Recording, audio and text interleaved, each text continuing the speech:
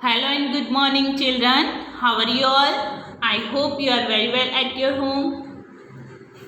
Students, today we are going to see chapter number 9, Essay 2 revision.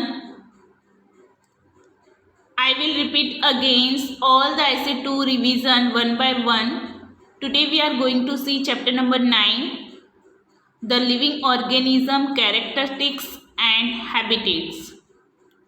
जो living organism है it means जो भी हमारे आसपास जो प्लांट्स और एनिमल्स जो लिविंग थिंग्स हैं, छोटे छोटे सूक्ष्म जीव हैं जो हमारे आसपास रहते हैं, that's called living organism. Okay, उनके कैरेक्टरिस्टिक्स देखेंगे एंड देयर हैबिटेट्स, और उनके हैबिटेट्स देखेंगे. Okay, let us start.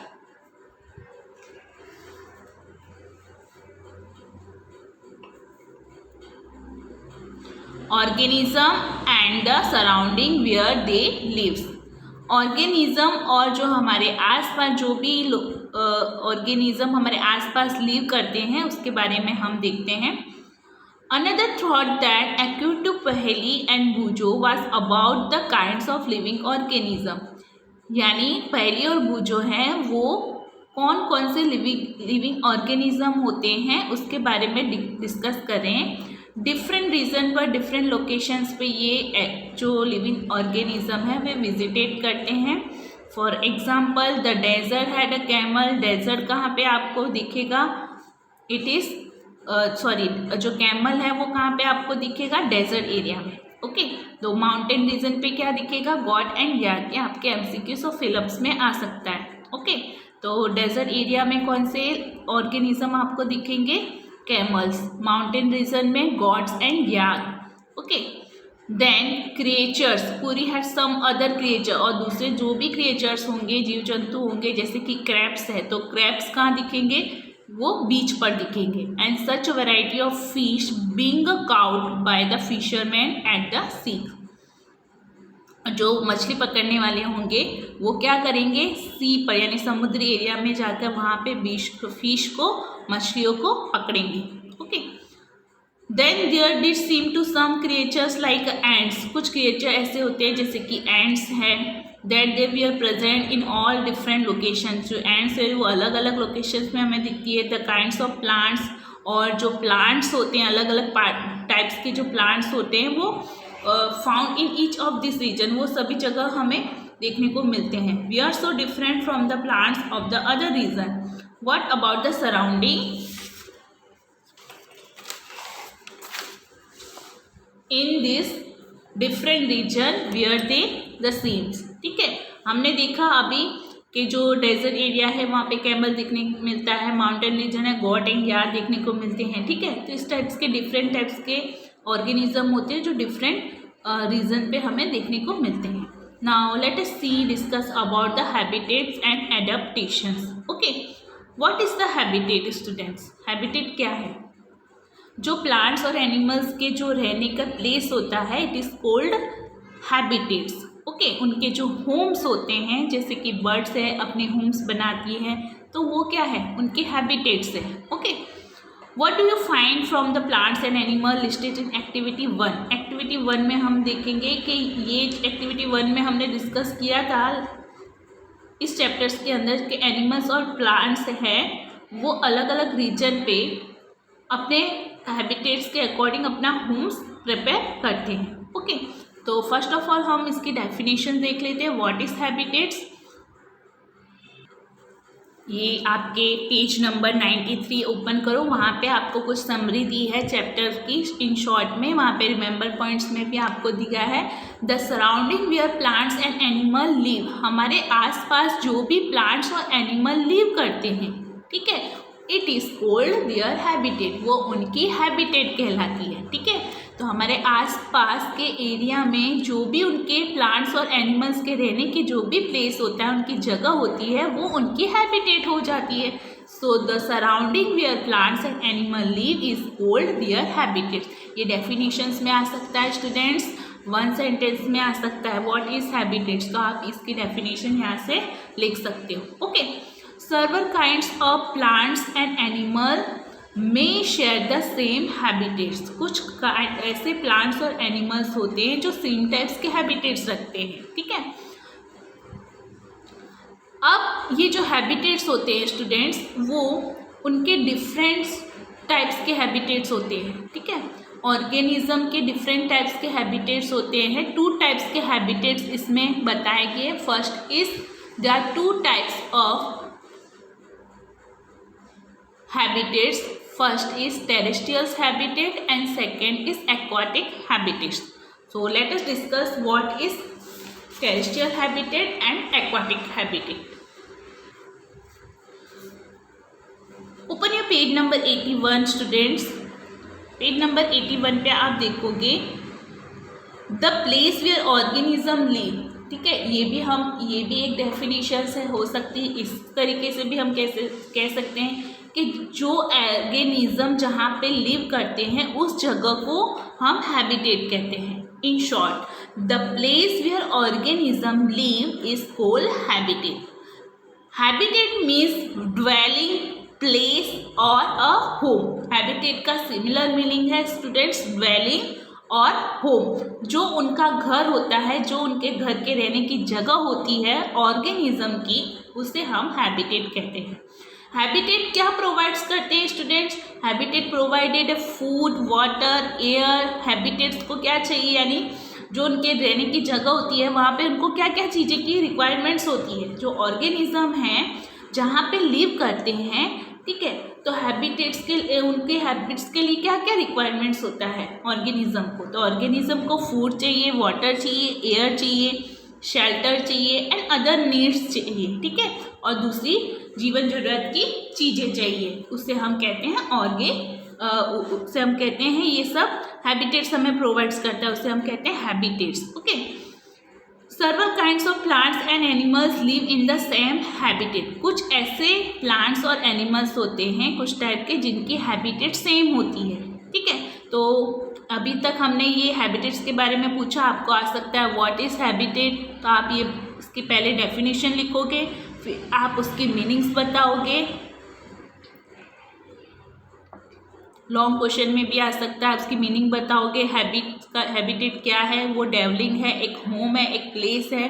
Habitats क्या प्रोवाइड्स करते हैं? फूड, वाटर, एयर, शेल्टर और दूसरी अदर नीडेड्स चाहिए होती है ऑर्गेनिज्म को लिव करने के लिए, राइट।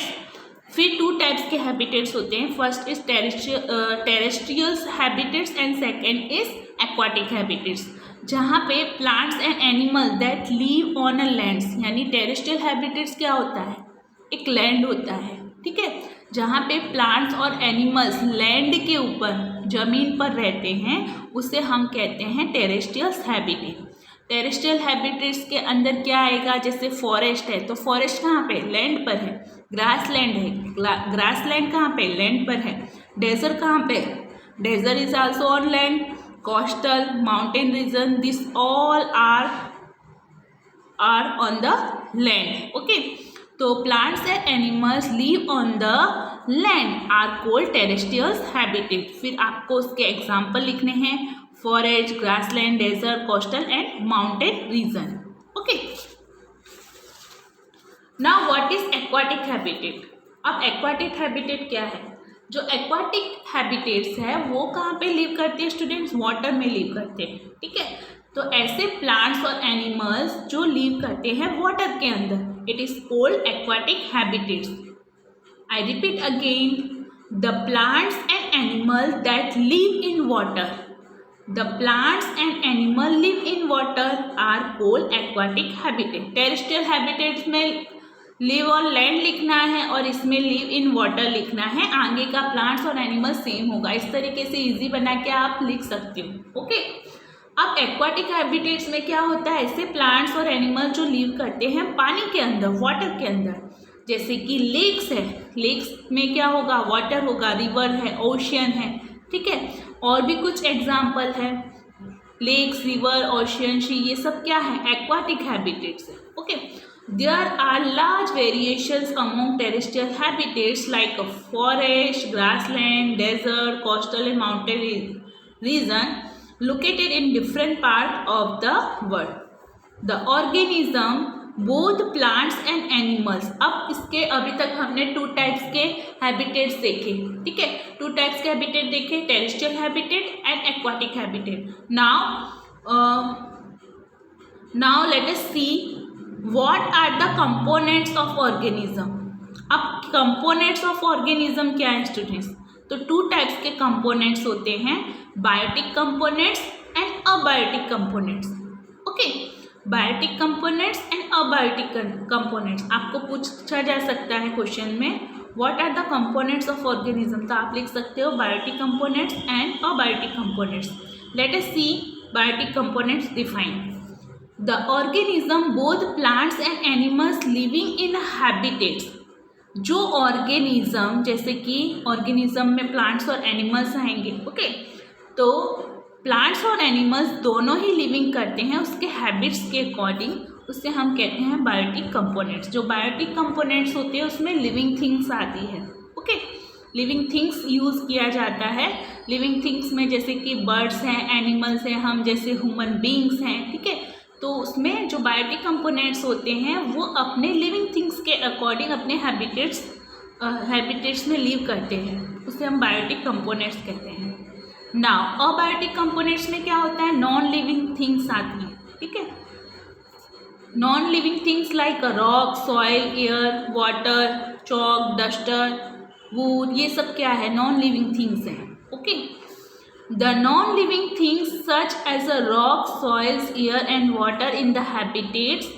ऐसे नॉन लिविंग थिंग जैसे कि रॉक, सॉइल, एयर और वाटर जो हैबिटेट्स रखते हैं उसे हम अबायोटिक कंपोनेंट्स कहते हैं। ये अबायोटिक कंपोनेंट्स की डेफिनेशन है।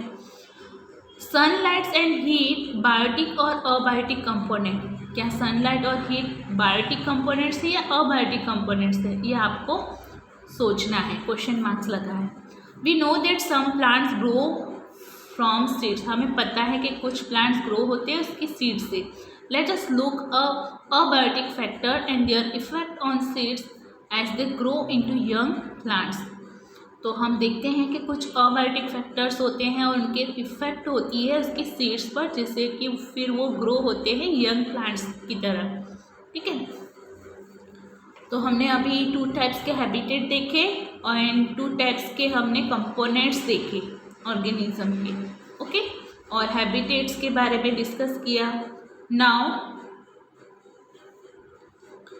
we discuss about terrestrial habitat। तो टेरेस्ट्रियल हैबिटेट में क्या था स्टूडेंट्स, उसके क्या क्या एग्जाम्पल थे, डेजर्ट था, ग्रासलैंड था, माउंटेन रीजन था, कोस्टल था, फॉरेस्ट था, ठीक है। तो डेजर्ट के बारे में हम डिस्कस करते हैं। They are desert animals. Desert animals यानी डेजर्ट एरिया में कौन कौन से एनिमल्स देखने को मिलते हैं। Which types of animals see in desert area, like rats, snakes, camels, okay, which do not have a long legs that camel has to stay away from the intense that heat during the day. They stay in burrow deep in the sands। जो snack वगैरह होते हैं, Reds होते हैं, वो कहाँ पे live करते हैं, बुरो के अंदर, ठीक है, क्योंकि वहाँ की जो सैंड होती है, रेती होती है, वो क्या होती है, ड्यूरिंग द डे यानी डे के टाइम्स में, दिन के टाइम्स में वो जो सैंड होती है वो बहुत ही हीट होती है, ठीक है। और डेजर्ट एरिया होता है वो बहुत ही हॉट एरिया होता है इन समर सीजन में। तो हॉट डे होने के कारण वहाँ पे रहने वाले जो एनिमल्स हैं लाइक रेड्स और स्नेक, वो कहाँ पे लिव करते हैं, बुरो के अंदर जाके, सैंड के अंदर एक बुरो बनाते हैं, फिर उस डीप बुरो बनाते हैं गहराई में, और फिर वहाँ पे जाके अंदर लिव करते हैं। This animals come out only during the nights. और ये एनिमल्स जो हैं स्नेक और रेड्स, वो कब बाहर आते हैं बुरो से, सिर्फ रात के टाइम्स पर, ओके। अब डेजर्ट एनिमल्स जैसे कि हमने ये बुरो में इस तरीके से वो बुरो बनाते हैं सैंड के अंदर और उसके अंदर जाके लिव करते हैं, ठीक है। कुछ टिपिकल प्लांट्स होते हैं डेजर्ट एरिया में, ठीक है, जैसे कि ये कैक्टस प्लांट है, ठीक है। तो ये कैक्टस कांटे वाले प्लांट्स होते हैं, तो वो इस टाइप्स के डेजर्ट एरिया में आपको इस टाइप्स के प्लांट्स देखने को मिलते हैं। Desert plants lose very little water. जो डेजर्ट प्लांट्स होते हैं उसमें बहुत ही कम पानी होता है और ट्रांसपिरेशन की प्रोसेस भी बहुत कम होती है। The leaves in desert plants are either absent, very small, or they are in form of pins. This help in reducing loss of water. यहाँ पे पानी की स्कैरसिटी होने के कारण यहाँ के जो प्लांट्स होते हैं वो बहुत ही स्मॉल होते हैं, क्योंकि उनको वाटर बहुत ही लिटल मिलता है, बहुत ही कम मात्रा में मिलता है, और वहाँ पे ट्रांसपेरेंसी की प्रोसेस भी कम होती है। The leaf like structure you see in cactus, आप इस कैक्टस के प्लांट्स में देख सकते हो स्टूडेंट्स के जो इनकी लीफ होती है वो बहुत ही कम होती है। ठीक है, यहाँ पे जो प्लांट्स होते हैं उसमें लीफ बहुत ही कम आती है। Photosynthesis in this plants is usually carried out by the stems. The stems is also covered with a thick and waxy layer which help to retain water in the tissue of cacti.